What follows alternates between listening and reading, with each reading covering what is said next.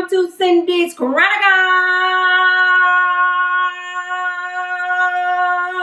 Boom.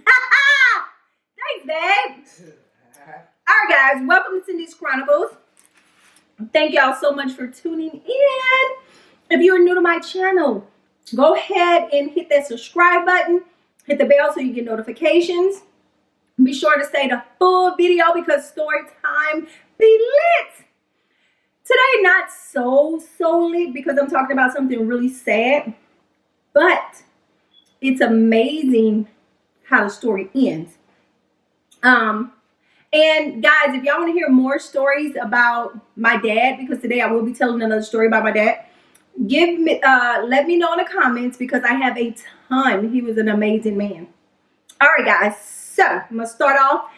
I'm gonna bless my food anyway, just because it's a whole new video. But I just did a video where I started off on this food. God bless this food. Thank you for allowing it to nourish my body. Oh, excuse me. Thank you for allowing it to taste good. In the name of your darling son, Christ Jesus, amen. Amen. Amen. Wingstop. Okay, guys, let's get straight into this video. I was doing another story time, and it just brought up some old emotions, and I'm like, I gotta tell this story. This story has to be heard because it's such an amazing story. All right, I'm gonna get straight into it. So, my dad was diagnosed with cancer, and he was given 3 months to live. Well, at that point, me and my daddy was like, oh no, can't no doctors tell us it's your time, blase, we went through that whole thing. So anyway, my dad would, he had already told me that if he got to the point where he couldn't take care of himself, he just didn't want to live because he was a really independent man. So, whenever he would get this fluid in his stomach would get really big. And we'd have to go to the doctor, to the hospital. They would draw the fluid out and then let him go home. Sometimes he'd have to spend a night. Sometimes he'd have to go home the next day. It's just like he wasn't keeping any food down. And the fluid was just like taking over his belly.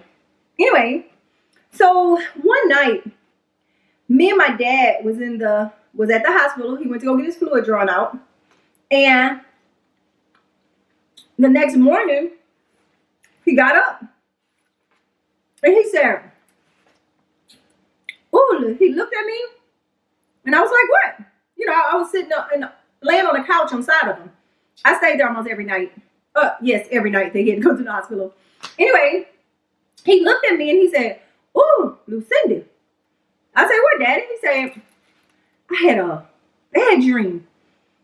I said, what did you dream, Daddy? He said, I dreamed that you were holding my hand praying, and I died and went to heaven.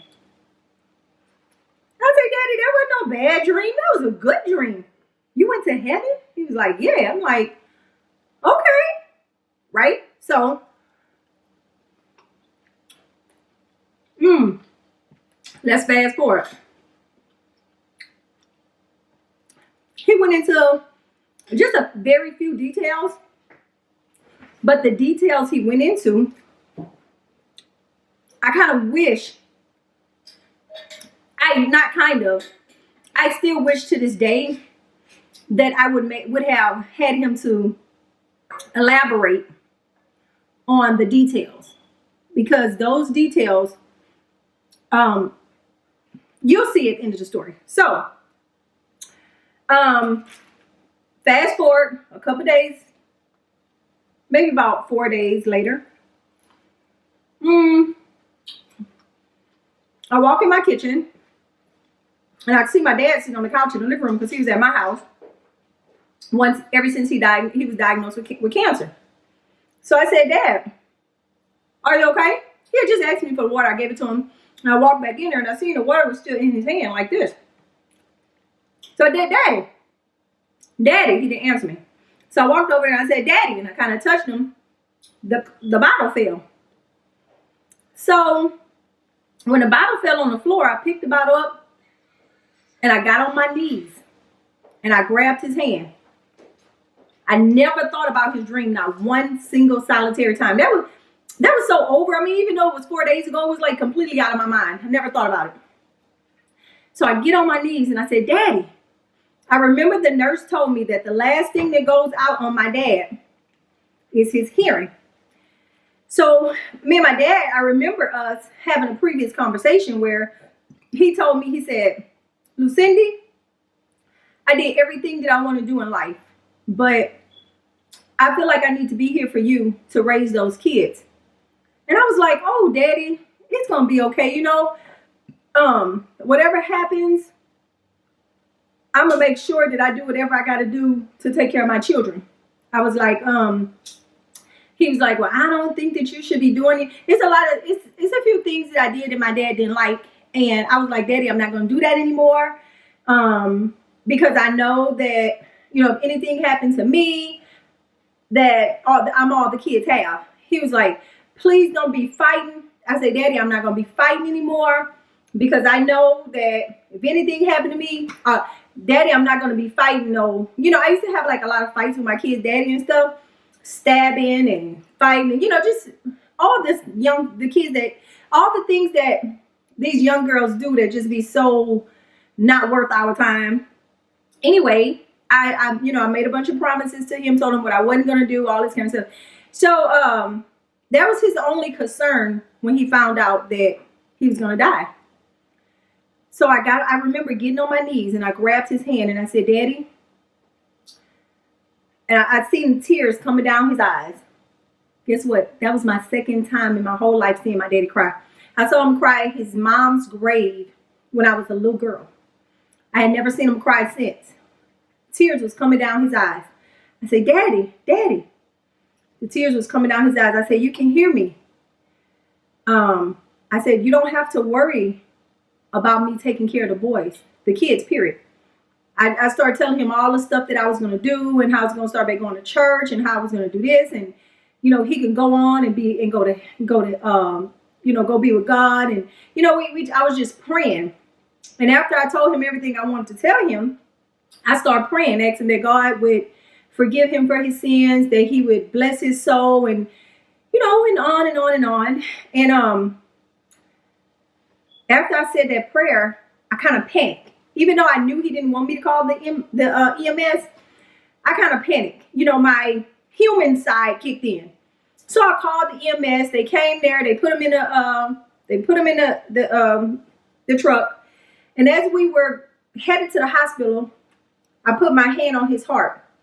And I was apologizing because I knew he didn't want to go to the hospital.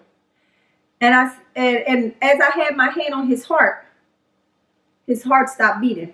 Now, let me remind you, in the house, everything had went out. He didn't even have a pulse. The only thing that was still working was he had a very slight heartbeat. And I know he can hear me because he was crying. And, you know, the nurse had already told me that when he get ready to pass, everything will go out on him but his hearing. Okay. So now let's fast forward to after the funeral. I was talking to some relatives. We were sitting around and we were sharing stories about my dad. And I said, I really think my dad went to heaven. They say, why? I said, because I remember in the hospital, he told me that he had a dream that he died, that I was on my knees. I was praying and I was holding his hand. And he died and went to heaven. And then I went, oh my gosh. Guess what? I had never realized that I'm getting chills. The dream my daddy had, it happened. My mom used to always tell me that my daddy had a spirit of discernment. My daddy had a way of seeing things and picking up on things and reading people. And I just thought my mom and my dad was a little cuckoo. You know? I was like, oh my goodness. That was my daddy's dream. So that's what made me feel like my dad went to heaven. Because he told me in his dream. Now, I have another part to this that is very, very, very interesting, just like the one I told you tonight. So if you guys want to hear that part, go ahead and drop a comment below and let me know. This is really emotional for me.